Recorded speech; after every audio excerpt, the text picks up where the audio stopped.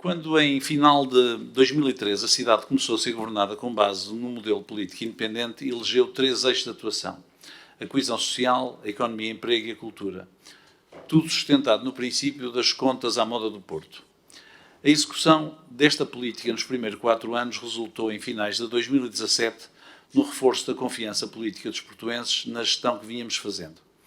Essa confiança, dada em sede eleitoral, permitiu-nos encarar um novo mandato, desta vez sem depender de acordos de governação e do contributo executivo de partidos políticos. 2018 é, por isso, o primeiro ano em que temos oportunidade, através deste relatório oficial e que é apresentado ao Executivo e à Assembleia Municipal, de escrutinar na plenitude esta nova solução governativa, totalmente independente, pese embora contando sempre com que os partidos políticos representados na Câmara e na Assembleia Municipal vão produzindo de opinião e propostas. Veja-se como o município do Porto conseguiu, nos últimos anos, reduzir de forma significativa a taxa de IMI, contribuindo dessa forma para a contenção dos preços nesta área tão sensível. Para 2019 foi mesmo possível, através de um novo instrumento fiscal permitido pela Lei do Orçamento de Estado, baixar este imposto para níveis históricos e abaixo mesmo dos 0,3% para residentes, algo que até agora nunca tinha acontecido. O orçamento dos portuenses ganha também dimensão com medidas que representam investimento municipal e que são apenas possíveis graças às boas contas. Refiro-me, por exemplo, à redução do preço da água ou à redução tarifária dos transportes, onde o município também investe. E foi, pois, num contexto de crescimento do orçamento total e de aumento de receita que o município do Porto conseguiu, em 2018, melhorar o nível de vida dos portuenses e, simultaneamente, terminar o exercício com uma taxa de execução de despesa acima dos 80%. Tendo eu comentado há pouco, Sr. Presidente, a questão relacionada com o imobilizado, que mereceria um comentário afinal, os slides que aqui vamos apresentar estão diretamente ligados com o facto de as contas do município, pela primeira vez desde 2007, deixarem de conter uma reserva às contas a propósito da questão do imobilizado. Sendo verdade que, ao longo de todo o tempo, de facto, a impressão com que se foi ficando era que o município não conhecia o seu imobilizado. Foi feito um trabalho, dividido aqui por estas 3 atividades, e este trabalho foi possível fazer com base naqueles que são os registros cadastrais do município. Ou seja, foi necessário mergulhar em variedíssimos processos.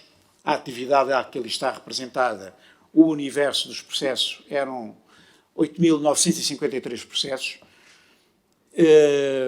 Houve apenas 144 que não foram tratados por não terem informação suficiente e os auditores consideraram não serem materialmente relevantes que os impedisse de retirar a reserva às contas. O município conhece o seu património, tanto que não foi através das cadernetas prediais urbanas que foi possível fazer este trabalho que os auditores validaram, mas sim através dos processos de cadastro. Daí que, na certificação legal de contas, nós deixámos de ter a menção de reserva e passámos a ter uma ênfase. E nessa ênfase, os auditores sublinham justamente isso, ou seja, permitam-me simplificar a linguagem, o ideal seria termos aqui as cadernetas prediais urbanas para que nós pudéssemos ter isto tudo direitinho. Agora, nós sabemos que tratar de cadernetas prediais urbanas de todo este imobilizado é um processo complexo e moroso, difícil de prever. Sabemos que, do lado da Direção Municipal de Finanças e Património, há um empenhamento para, através de um planeamento, tentarmos acelerar este processo. Sabemos, no entanto, que ficou demonstrado que o município conhece o seu património e que no seu sistema de inventário e cadastro é possível encontrar esses números. Dito isto, nós naturalmente fazemos uma avaliação deste relatório de contas que não está desligada da avaliação que fazemos do plano e orçamento que lhe deram base. Portanto, encontramos elementos que consideramos positivos, desde logo as contas equilibradas. Sim, nós partilhamos essa ideia de que as contas equilibradas são uma coisa boa para a cidade e para o país.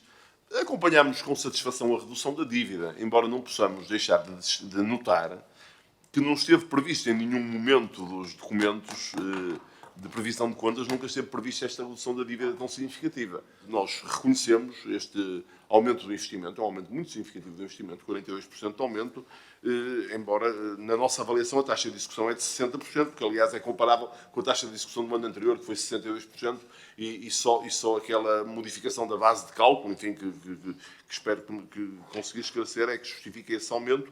E, por outro lado, temos de reconhecer um quarto aspecto positivo, que é o facto de ter havido contenção na variação das despesas, daquilo que nós podemos chamar, numa linguagem um pouco simplista, despesas operacionais. Isto é, a soma das despesas com pessoal e as despesas em fornecimentos e serviços externos. O ponto que nós não podemos deixar de notar é o tema da carga fiscal.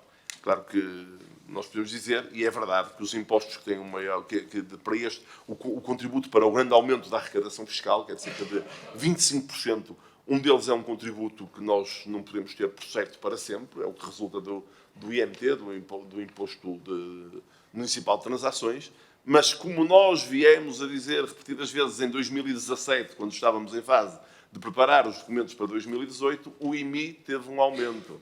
A receita de IMI aumentou 5,7%, cerca de 2,3 milhões de euros, o que quer dizer que a proposta do Partido Socialista de baixar para o ano 2018 a taxa do IMI tinha absoluta segurança orçamental. Estas contas têm naturalmente um aspecto positivo que eu queria salientar, que é o facto de terem sido apresentadas pela primeira vez um parecer do auditor sem reservas. Isso é extremamente positivo, é sinal de que o rigor na informação está a aumentar, e não é que estivesse em causa esse rigor, mas é sempre melhor quando o rigor é de tal forma que os auditores consideram que deixa de haver motivos para reservas, e, portanto, esse é um aspecto que queremos salientar e que achamos importante.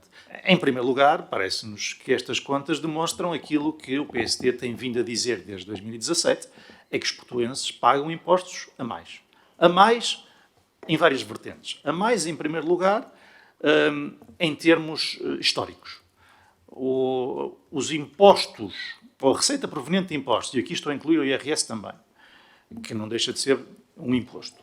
A receita proveniente de impostos da Câmara passou de 117 milhões de euros em 2015 para 167 milhões de euros em 2018.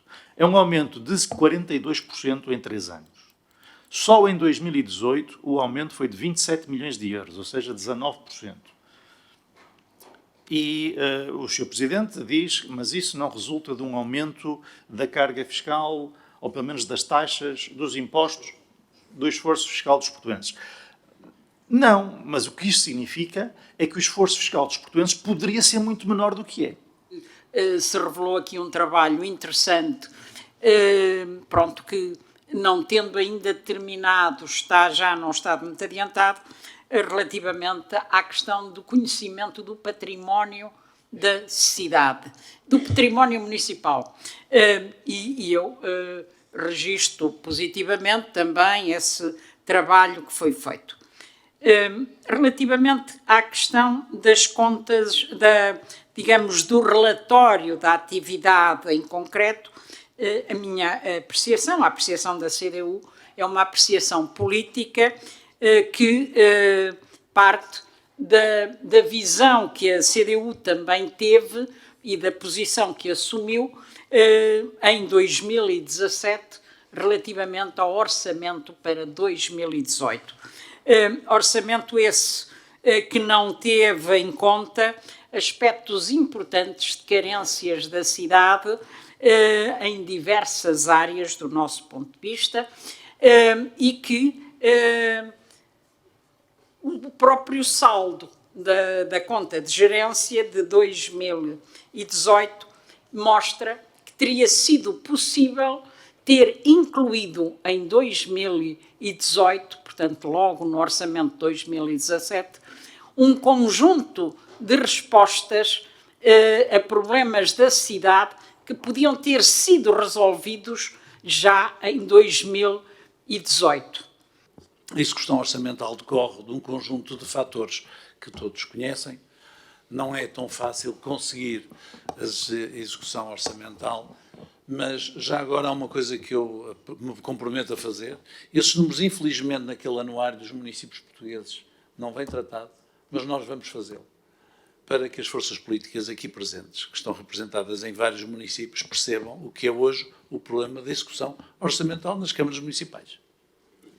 Portanto, eu acho que o número que foi atingido é um número absolutamente exemplar em função daquilo que são os constrangimentos. Esse é o primeiro aspecto.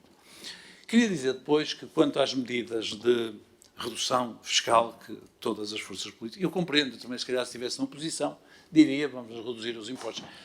A mim, aquilo que me admira apenas é quando nós olhamos para o Estado português, que tem sido governado pelos partidos que aqui estão presentes, porque se olharmos aos últimos 4 anos, todos os partidos que estão à minha frente estiveram na governação, vemos que a carga fiscal hoje em dia representa, não sei se é 36% do produto interno bruto, e não vejo que ela esteja para amainar. Portanto, não vejo muito bem como é que se consegue ter este discurso tão dual.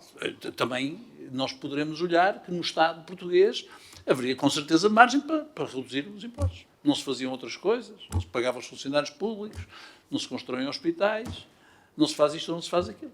A receita resulta deste ser um tempo em que, por acaso, tem havido bastantes laranjas. Isto não tem nada de político, pode ser rosas.